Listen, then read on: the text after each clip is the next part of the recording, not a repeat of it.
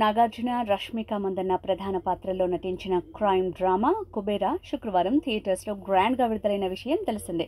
విడుదలకు ముందు సినిమా మీద పెద్దగా హైప్ లేకపోయినా ఇప్పుడు బాక్స్ ఆఫీస్ మీద ఊహించని స్థాయిలో కలెక్షన్లు రాబడుతూ అందరినీ ఆశ్చర్యపరిచింది. ధనుష్ కెరీర్లోనే రెండో అతిపెద్ద ఓపెనింగ్ అవుతుందని ట్రేడ్ వర్గాలు చెప్తున్నాయి. సినిమా విడుదలైన వెంటనే పాజిటివ్ టాక్ సొంతం చేసుకుంది. ముఖ్యంగా ధనుష్ నటన, కథలోని డార్క్ థీమ్ ప్రేక్షకులను ఆకట్టుకున్నాయి. రివ్యూలు సానుకూలంగా ఉండటమే కాక వర్డ్ మౌత్ కూడా బాగా పనిచేస్తోంది. ఈ కారణంగా శనివారం నాటికే ప్రేక్షకుల రద్దీ పెరిగింది. తెలుగులో ఉదయం 39% ఆక్యుపెన్సీతో స్టార్ట్ అయిన ఈ సినిమా మధ్యాహ్నానికి 55%, సాయంత్రానికి 57% వరకు పెరిగింది.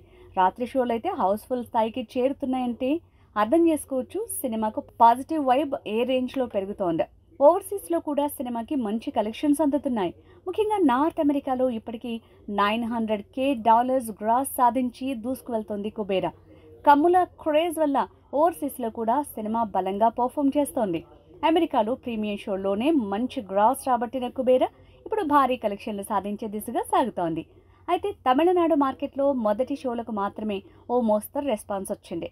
ఉదయం 27%, మధ్యాహ్నం 29%, సాయంత్రానికి 31% ఆక్యుపెన్సీ మాత్రమే కనిపించింది. కానీ రాత్రికి వీటికి మించి ఆడియన్స్ వస్తున్నారు. ధనుష్కి తమిళనాట ఫిక్స్డ్ ఫ్యాన్ బేస్ ఉండటంతో వీకెండ్లో మాత్రం వసూళ్లు మెరుగవుతాయన్న నమ్మకం ట్రేడ్ వర్గాల్లో ఉంది.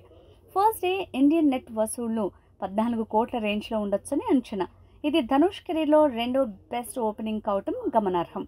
తెలుగు రాష్ట్రాల్లోనూ నాగార్జున ప్రభావంతో సినిమా బాగా ఆడుతోంది. స్పెషల్ షోలు, ఫ్యాన్ షోలు అన్నీ హౌస్ఫుల్ కావటం విశేషం. సినిమాలో నాగార్జున కీలక పాత్ర పోషించగా రష్మిక ప్రెజెన్స్ కూడా యూత్కి బాగా కనెక్ట్ అయింది.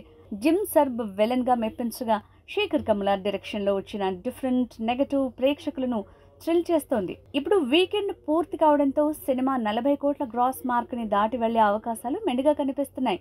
ఫస్ట్ డే రికార్డుతో కుబేరా కమర్షియల్గా క్లియర్ హిట్ దిశగా దూసుకువెళ్తోంది.